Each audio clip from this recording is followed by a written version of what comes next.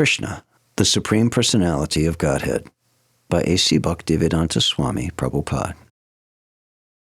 Chapter 23. Delivering the Wives of the Brāhmaṇas who performed sacrifices. The morning passed, and the cowherd boys were very hungry because they had not eaten breakfast. They immediately approached Krishna and Balaram and said, "Dear Krishna and Balaram, you are both all-powerful. You can kill many, many demons. But today we are much afflicted with hunger, and this is disturbing us. Please arrange for something that will mitigate our hunger."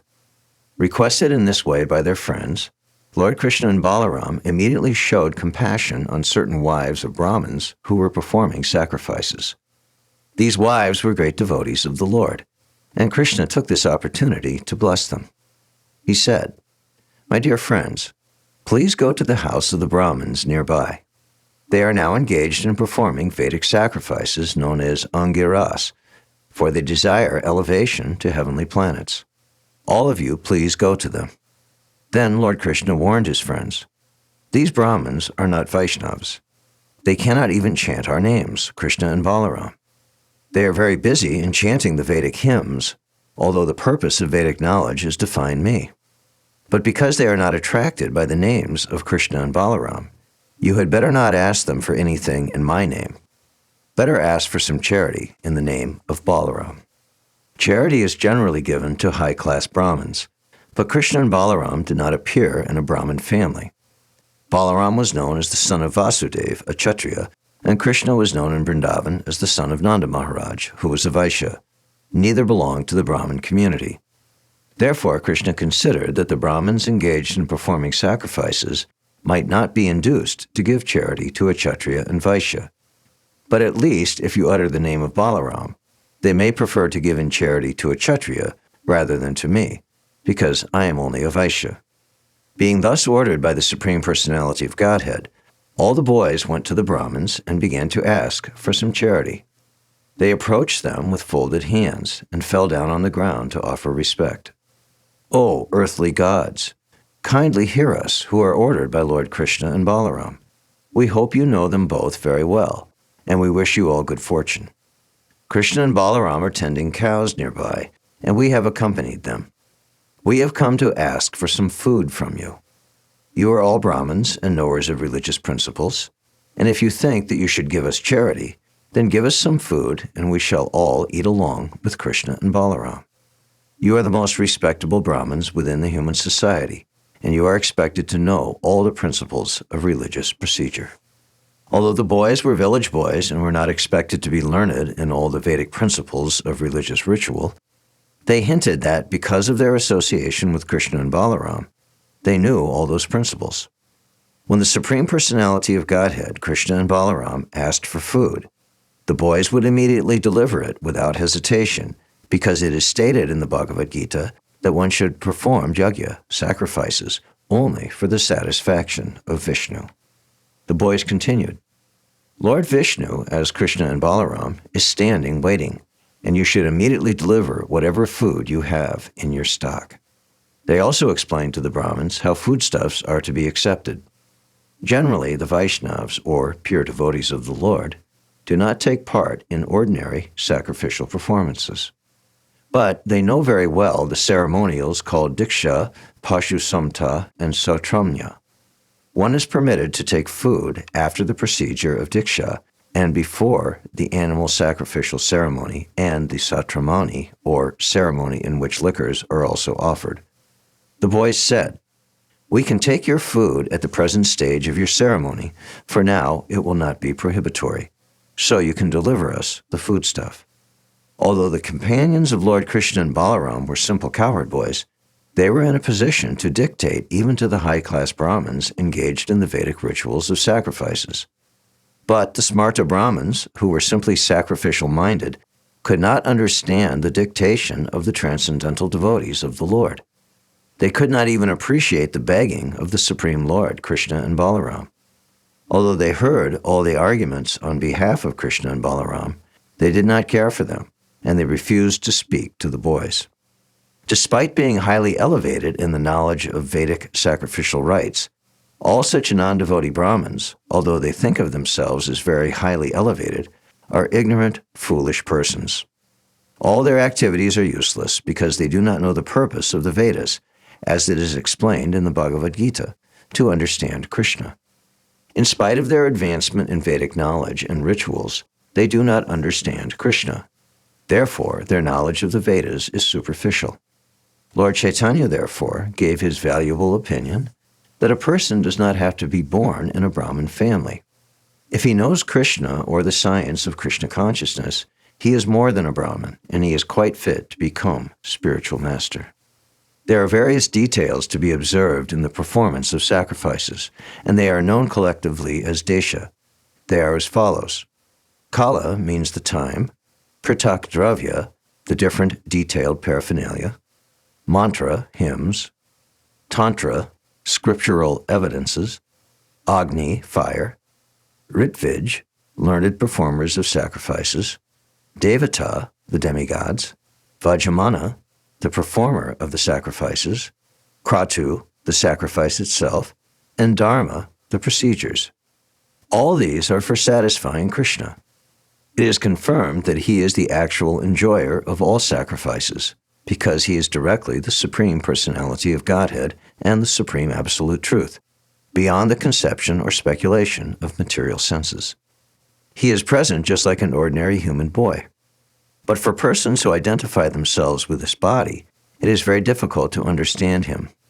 The Brahmins were very interested in the comforts of this material body and in elevation to the higher planetary residences called Svargavas.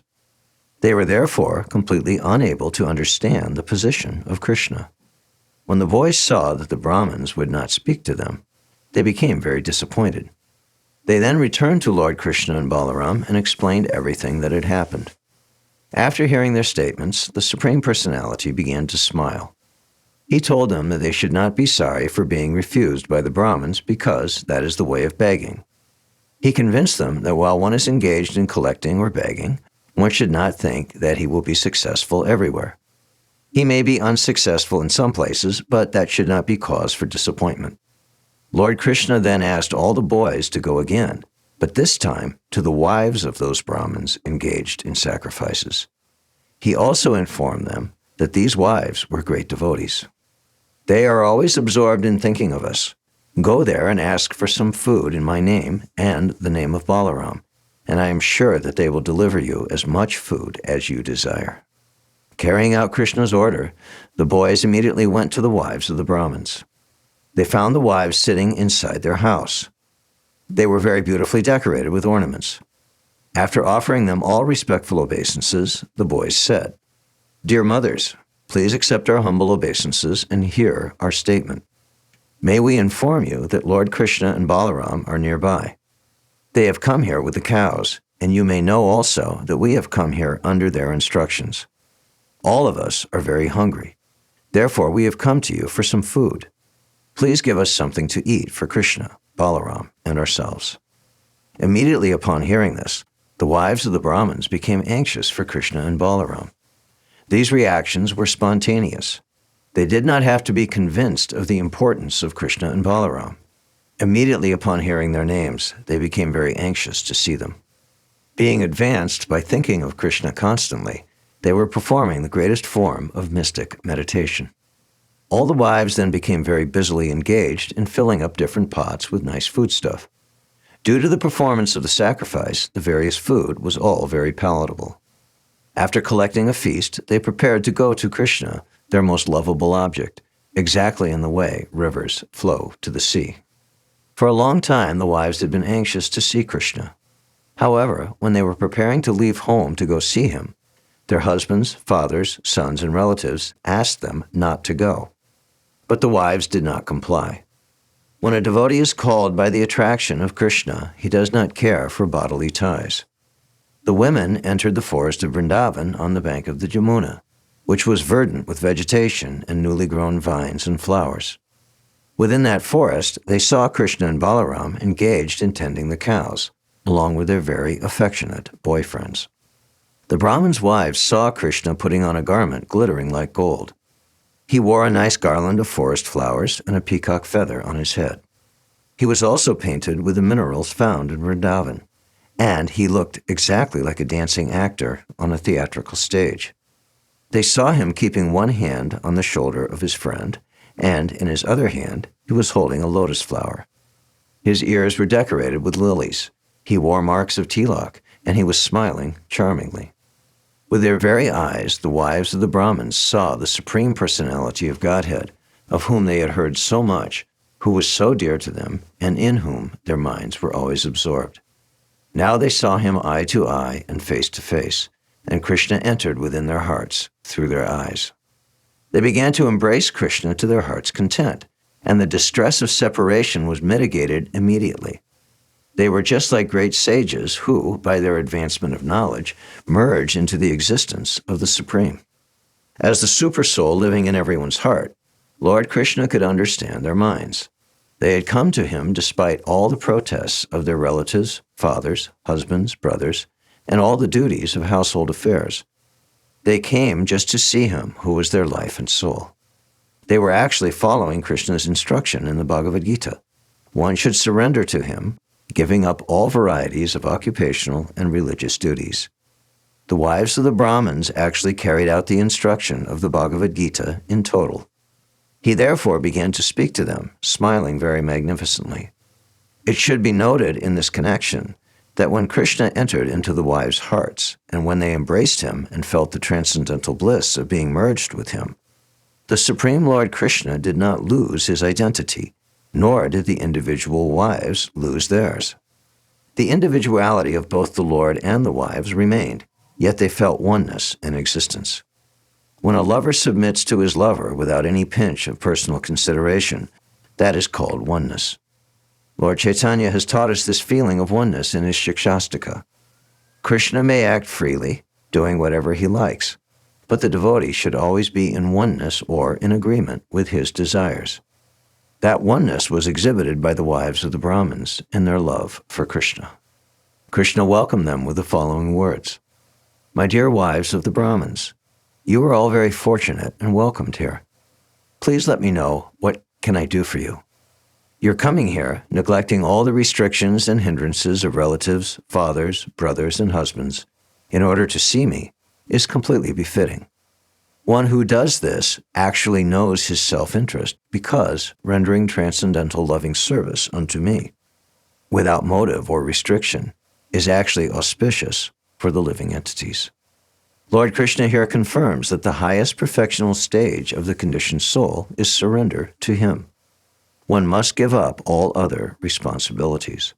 This complete surrender unto the Supreme Personality of Godhead is the most auspicious path for the conditioned soul, because the Supreme Lord is the supreme objective of love. Everyone is loving Krishna ultimately, but realization is according to the advancement of his knowledge. One comes to understand that his self is the spirit soul, and the spirit soul is nothing but a part and parcel of the Supreme Lord. Therefore, the Supreme Lord is the ultimate goal of love, and thus one should surrender unto him. This surrender is considered auspicious for the conditioned soul. Our life, property, home, wife, children, house, country, society, and all paraphernalia which are very dear to us are expansions of the Supreme Personality of Godhead. He is the central object of love because he gives us all bliss, expanding himself in so many ways according to our different situations, namely bodily, mental, or spiritual. My dear wives of the Brahmins, Krishna said, you can now return to your homes.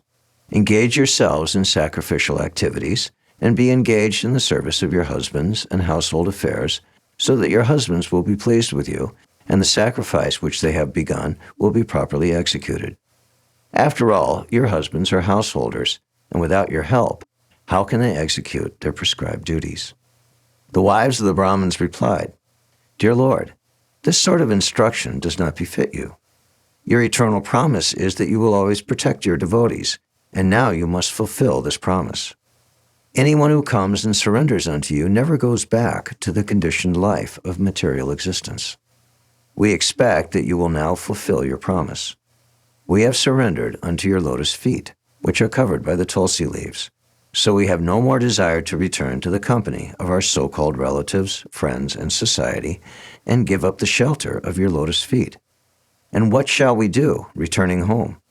Our husbands, brothers, fathers, sons, mothers, and our friends do not expect to see us because we have already left them all. Therefore, we have no shelter to return to. Please, therefore, do not ask us to return home, but arrange for our stay under your lotus feet, so that we can eternally live under your protection. The Supreme Personality of Godhead replied, My dear wives, rest assured that your husbands will not neglect you on your return, nor will your brothers, sons, or fathers refuse to accept you. Because you are my pure devotees, not only your relatives, but also people in general, as well as the demigods, will be satisfied with you. Krishna is situated as the Supersoul in everyone's heart. So if someone becomes a pure devotee of Lord Krishna, he immediately becomes pleasing to everyone. The pure devotee of Lord Krishna is never inimical to anyone. A sane person cannot be an enemy of a pure devotee. Transcendental love for me does not depend upon bodily connection, Krishna said further. But anyone whose mind is always absorbed in me will surely very soon come to me for my eternal association. After being instructed by the Supreme Personality of Godhead, all the wives again returned home to their respective husbands. Pleased to see their wives back home, the Brahmins executed the performances of sacrifices by sitting together, as it is enjoined in the Shastras. According to Vedic principle, religious rituals must be executed by the husband and wife together. When the Brahmins' wives returned, the sacrifice was duly and nicely executed. One of the Brahmins' wives, however, who was forcibly checked from going to see Krishna, began to remember him as she heard of his bodily features.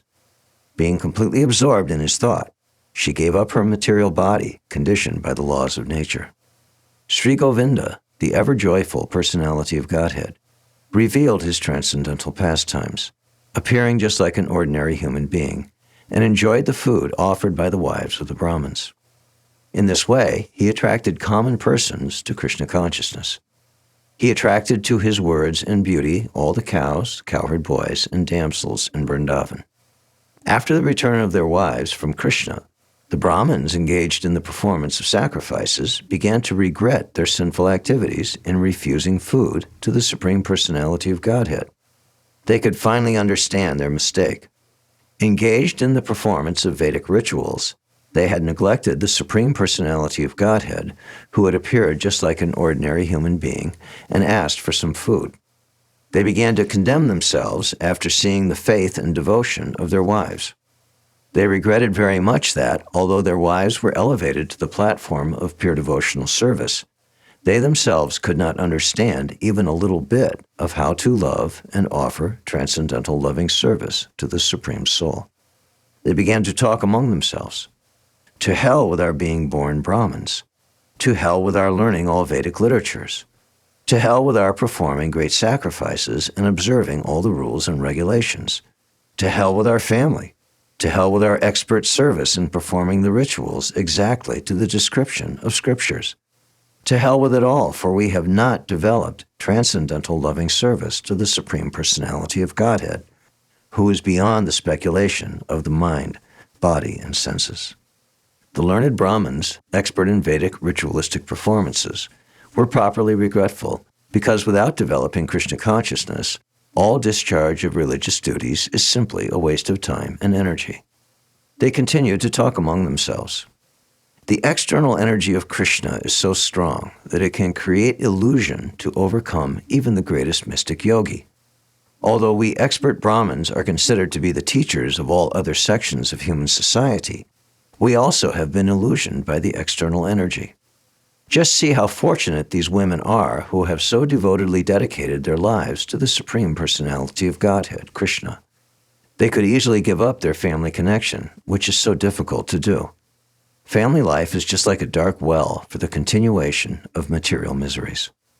Women in general, being very simple in heart, can very easily take to Krishna consciousness, and when they develop love of Krishna, they can easily get liberation from the clutches of Maya, which is very difficult for even so-called intelligent and learned men to surpass. According to Vedic injunction, women are not allowed to undergo the purificatory process of initiation by the sacred thread, nor are they allowed to live as brahmacharini in the ashram of the spiritual master. Nor are they advised to undergo the strict disciplinary procedure, nor are they very much expert in discussing philosophy or self-realization. And by nature they are not very pure, nor are they very much attached to auspicious activities. But how wonderful it is that they have developed transcendental love for Krishna, the Lord of all mystic yogis, the Brahmaṇas exclaimed. They have surpassed all of us in firm faith and devotion unto Krishna. Being too attached to the materialistic way of life, although we are considered to be masters in all purificatory processes, we did not actually know what the goal is. Even though we were reminded of Krishna and Balaram by the cowherd boys, we disregarded them. We think now that it was simply a trick of mercy upon us by the Supreme Personality of Godhead that he sent his friends to beg foodstuff from us. Otherwise, he had no need to send them. He could have satisfied their hunger then and there just by willing to do so. If someone denies Krishna's self-sufficiency on hearing that he was tending the cows for livelihood, or if someone doubts his not being in need of the foodstuff, thinking that he was actually hungry, then one should understand that the goddess of fortune is always engaged in his service. In this way, the goddess can break her faulty habit of restlessness. In Vedic literatures like Brahma Samhita, it is stated that Krishna is served in his abode with great respect by not only one goddess of fortune, but many thousands. Therefore, it is simply illusion for one to think that Krishna begged food from the Brahmins. It was actually a trick to show them the mercy of accepting him in pure devotional service. The Vedic ceremonial paraphernalia, the suitable place, suitable time, different grades of articles for performing ritualistic ceremonies, the Vedic hymns, the priest who is able to perform such sacrifice, the fire and the demigods, the performer of the sacrifice and the religious principles, are all meant for understanding Krishna, for Krishna is the Supreme Personality of Godhead. He is the Supreme Lord Vishnu and the Lord of all mystic yogis. Because he has appeared as a child in the dynasty of the Yadus, we were so foolish that we could not understand that he is the Supreme Personality of Godhead, the Brahmins said. But on the other hand, we are very proud because we have such exalted wives who have developed pure transcendental service of the Lord without being shackled by our rigid position. Let us therefore offer our respectful obeisances unto the lotus feet of Lord Krishna, under whose illusory energy, called Maya, we are absorbed in fruitive activities. We therefore pray to the Lord to be kind enough to excuse us because we are simply captivated by his external energy. We transgressed his order without knowing his transcendental glories. The Brahmins repented for their sinful activities. They wanted to go personally to offer their obeisances unto him, but being afraid of Kamsa, they could not go. In other words, it is very difficult for one to surrender fully unto the personality of Godhead without being purified by devotional service. The example of the learned Brahmins and their wives is vivid. The wives of the Brahmins, because they were infused by pure devotional service, did not care for any kind of opposition. They immediately went to Krishna. But although the Brahmins had come to know the supremacy of the Lord and were repenting, they were still afraid of King Kamsa because they were too addicted to fruitive activities. Thus ends the Bhaktivedanta purport of the 23rd chapter of Kṛṣṇa, delivering the wives of the Brahmins who performed sacrifices. Thank you for listening. For more, click here.